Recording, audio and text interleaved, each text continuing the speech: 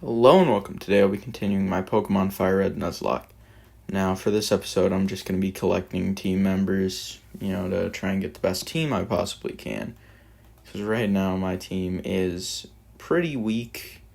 We have no fire counter and almost everyone on the team is weak to psychic.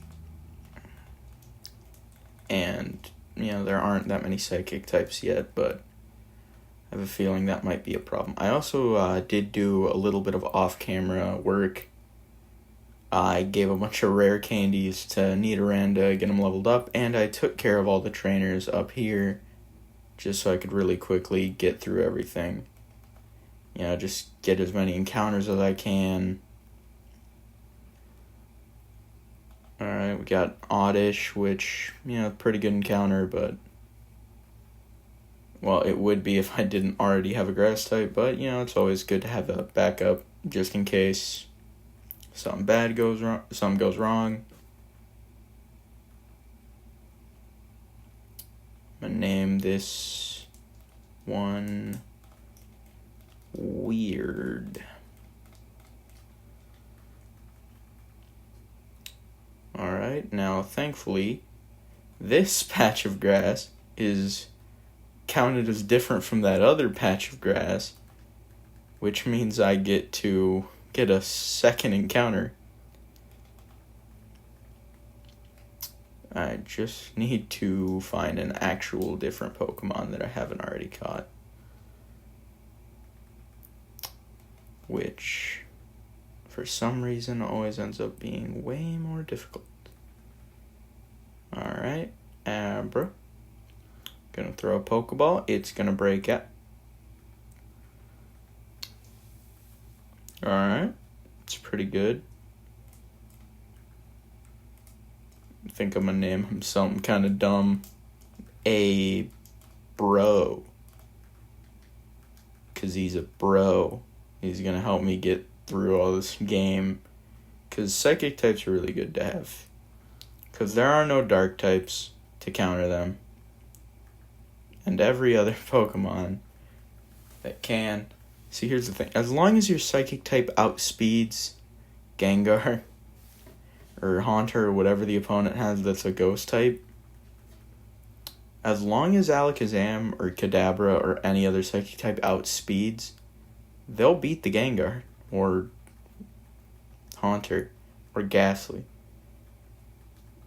Because since Ghost doesn't resist Psychic, and Gengar, Ghastly, and Haunter are all half poison, means it's very easy for one Psychic type move to take them all out. Alright.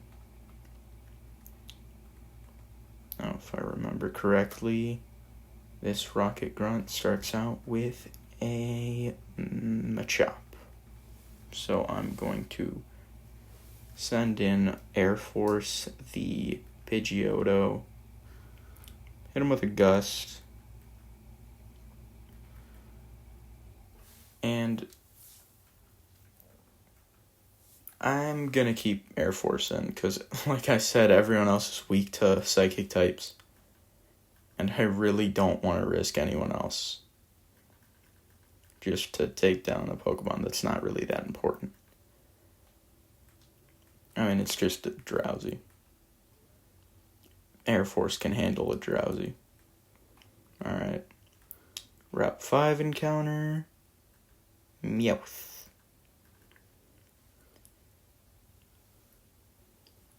Now, this probably won't be that useful, but it's always nice to have. I think I'm going to just name it Cat, because not a very creative name, but, it's not like it's a Pokemon that I'm going to be using all throughout the game.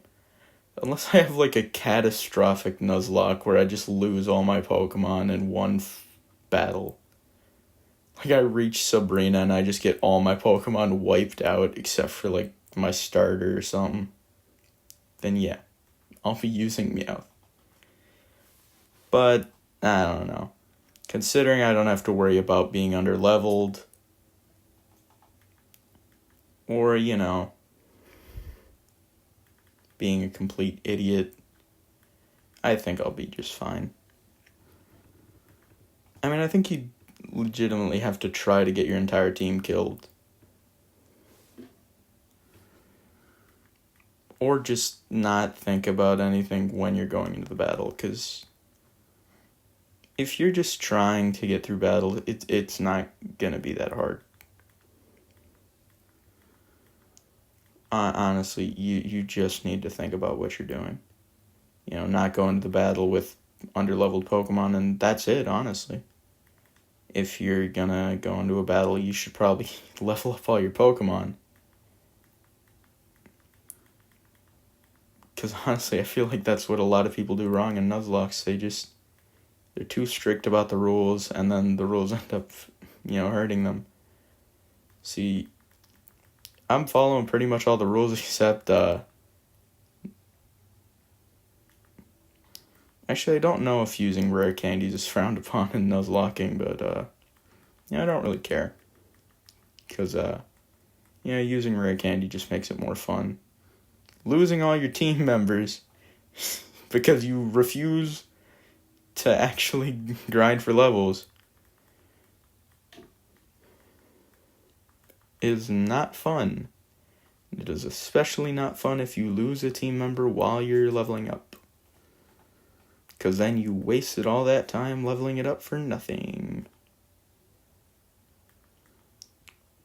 Now this Gyarados might not end up having a water type move by level up, but I did just beat Misty, so I do have a water TM that I can use.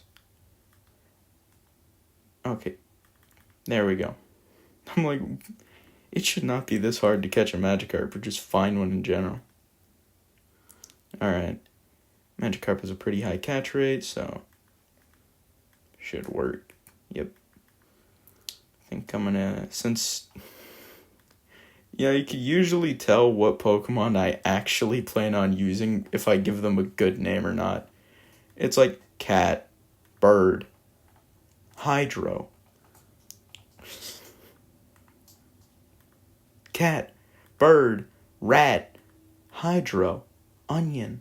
Actual names that require effort, not, it's just the animal.